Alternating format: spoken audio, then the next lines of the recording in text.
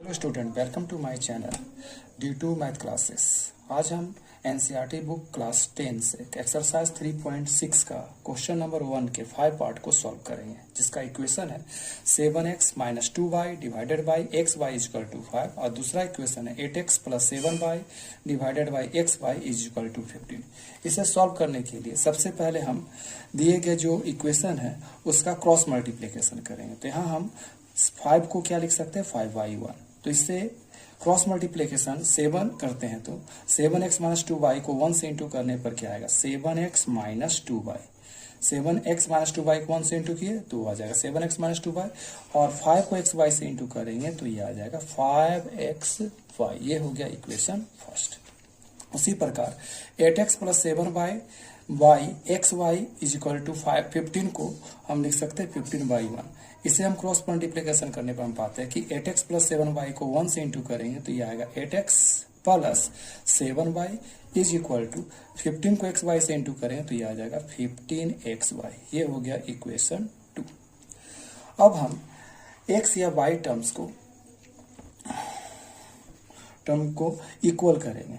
यहाँ हम y terms को इक्वल करते हैं तो हम देखते हैं कि y का यहाँ टर्म्स 2 है, जबकि यहाँ y का टर्म्स क्या है, 7 है। तो इक्वल करने के लिए सबसे पहले 2 और 7 का हम एलसीएम लेंगे। एलसीएम ऑफ 2 and 7 तो हम पाते हैं 14 आता है।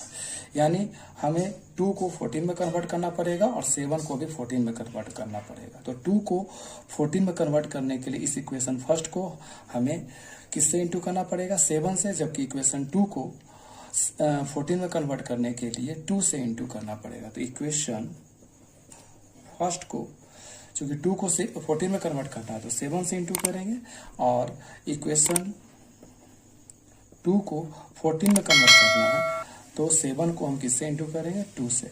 और एक बात और यहाँ देखना है कि यहाँ दोनों टर्म्स जो y है उसका साइन क्या है, अपोजिट है, और साइन अपोजिट रहने पर हम क्या करते हैं, ऐड करते हैं, और साइन सेम रहने पर हम क्या करते हैं, माइनस करते हैं। चूंकि यहाँ y टर्म्स का साइन क्या है, एक में माइनस है एक प्लस है, तो हम इन दोनों इक्वेशन को क्या करेंगे, प्लस करेंगे।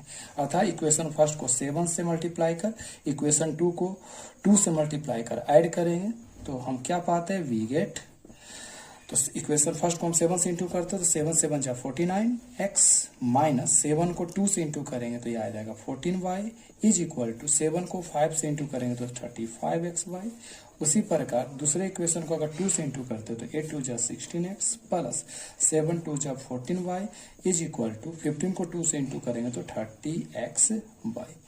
अब यहाँ दोनों इक्वेशन में को हम ऐड कर रहे हैं, इसलिए यहाँ पर साइन चेंज नहीं करेंगे। तो हम देख रहे हैं y टर्म्स इक्वल है और इसका साइन अपोजिट है, इसलिए ये क्या हो जाएगा, कैंसिल हो जाएगा। और x टर्म्स को ऐड करेंगे तो प्लस प्लस क्या होता है, प्लस, तो 49 और 60 मिलकर के आएगा 65x इज इक्वल टू, उसी प्रकार प्लस प्लस प्लस तो 35xy और 30xy को ऐड करेंगे तो ये आ जाएगा 60xy।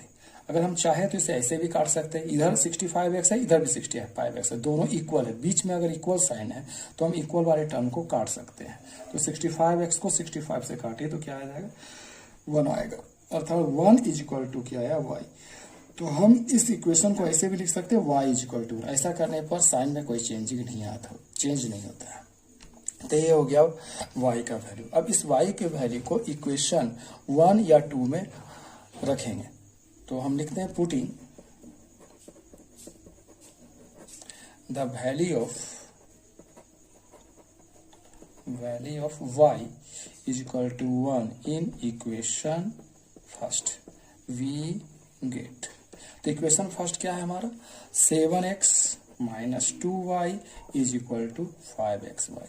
अब यहाँ y का वैल्यू पुट करेंगे तो ये आएगा 7x - 2, y का वैल्यू क्या है, 1, तो यहाँ y का वैल्यू 1 रखेंगे, और दोनों के बीच में कोई साइन नहीं है तो इंटू का साइन होगा, इज इक्वल टू 5x। यहाँ पर भी y का वैल्यू रखेंगे तो y का वैल्यू क्या हो जाएगा, 1।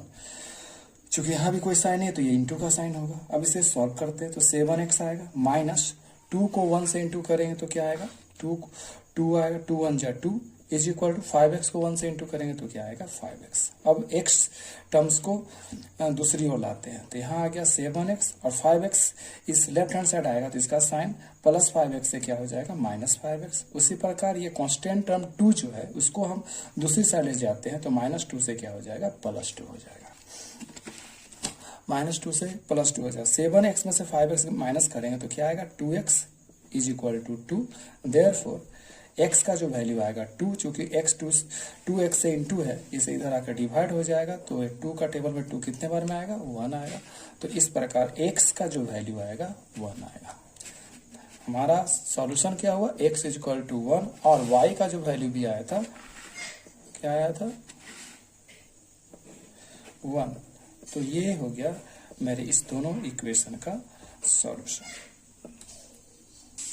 स्टूडेंट्स आप चाहे तो इस पूरे पेज का स्क्रीनशॉट ले सकते हैं। इसी प्रकार आप इसके 6 पार्ट को भी क्या कर सकते हैं सॉल्व कर सकते हैं। अगर हमारा यह प्रयास आपको अच्छा लगा तो हमारे चैनल को सब्सक्राइब करें और हमारे वीडियो को लाइक और शेयर करें। Thank you.